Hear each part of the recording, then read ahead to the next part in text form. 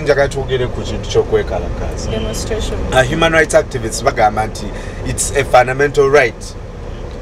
Nti omuntu alina freedom to express themselves, to assemble anywhere. Kasaba nga afunye permission obanga ina there anything to say. So lero tugenda kuza abantu kulambiro ekintu kino olowooza kituufu kikulumyemu kitya olowooza okwekalakasa kuno tukoze tutya in the right way. Njagala ntandike nawe muzeeyi. Riots ezibaddewo zaali zikwaffectinzeeko zidwaliddi lunaku lwa okwekalakasa kwa kulemesa kabaka okugenda ekayunga kintu ekyannuma nnyo kubanga dembe lyekabanga kabaka okugenda wonna waagadde okulambula abantu. walimu mwezo strike wetabamu?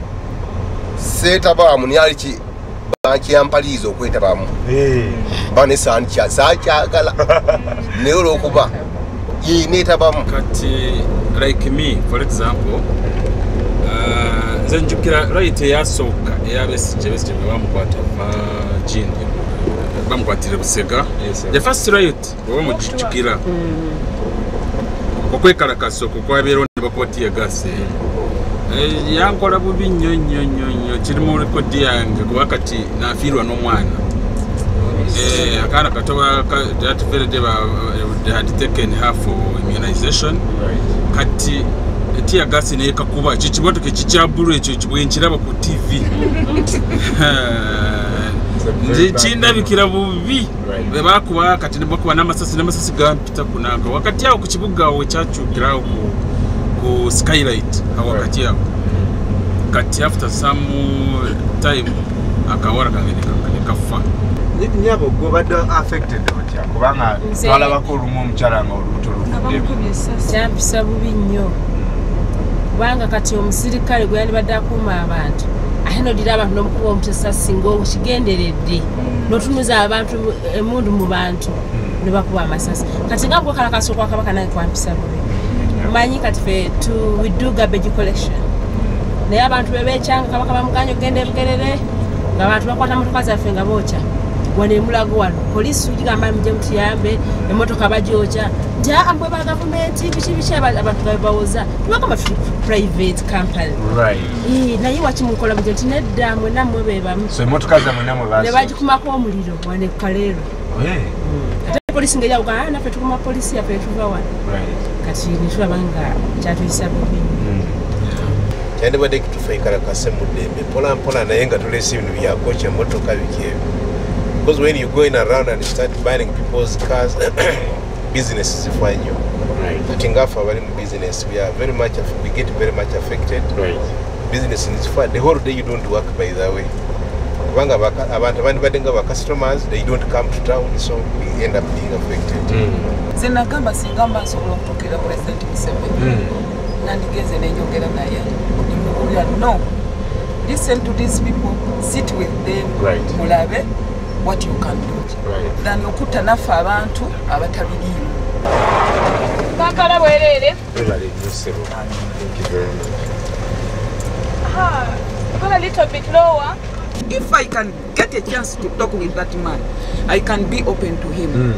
Well, President Museveni, I hope you're listening, actually, watching this show, or any other stakeholders. First, we know that MPs mulabasheno. Well, to get out of Parliament, they say, Minibuzz. Actually, with Honorable Nabila during the weekend, and she's an ardent fan. We talked to Mariam Wangadia, who is a human rights activist, but also a commissioner with the Human Rights Commission, and this is what she had to say about demonstrations.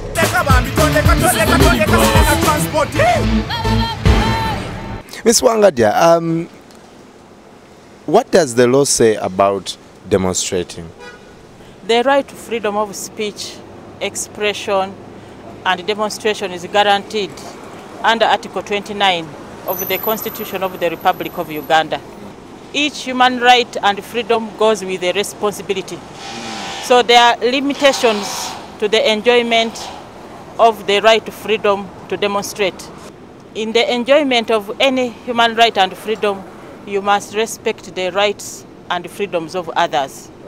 Two, the demonstrators have a duty to cooperate with law enforcement agencies to maintain law and order. The presumption is that the demonstration is peaceful.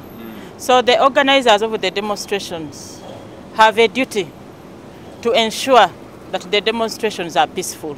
After all, the activities of the demonstrators affect other people. There are some people who don't want to participate, for instance, in those demonstrations.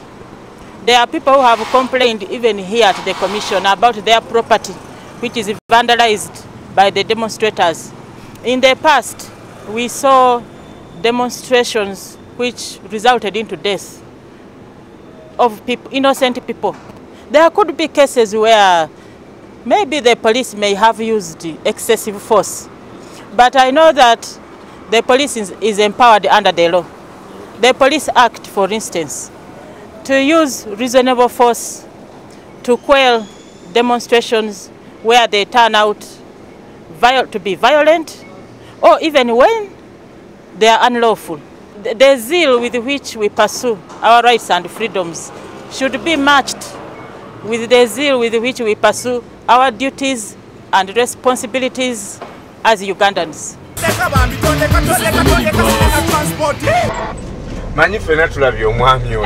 Actually, he got a stone and actually threw it at a border that was passing, the passenger.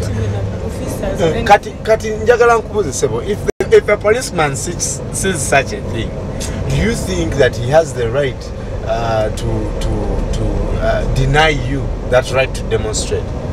For my think the major problem we have, for example, these days there is FOC going on with, but the problem we have, people are not distinguishing between Uganda strikes. They come with another objective, but they take advantage of it and they go on to strike. But what I want, or what I would request the opposition to do, because they are the people who are leading people in opposing, I would request that they follow all the guidelines when they agree with the police. Abantu bekalakasa abo nabo balina ensonga zaabwe.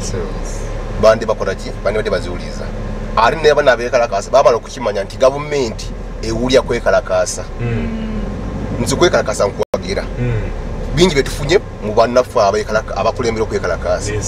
Olwalo sukala ali mu 10 meka 13 2 ofuna lwa kwekalakasa lw'abasi lw'abaami abo.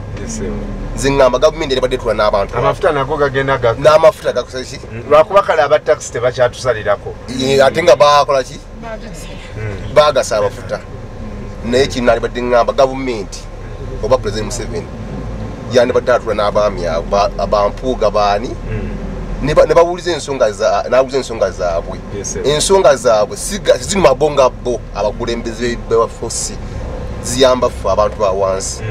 The police has a right to self-defense, but also, of course, in the case of military, they are told to shoot,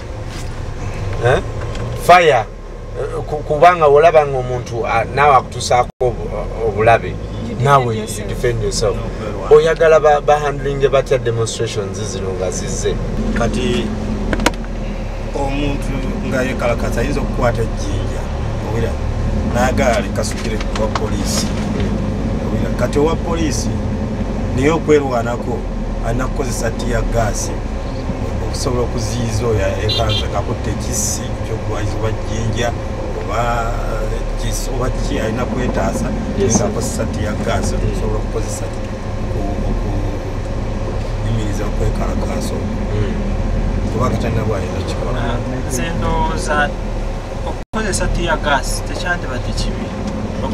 Bw'okigeraageranya n'ono ate recently yakozesa amasasi n'akuba abantu.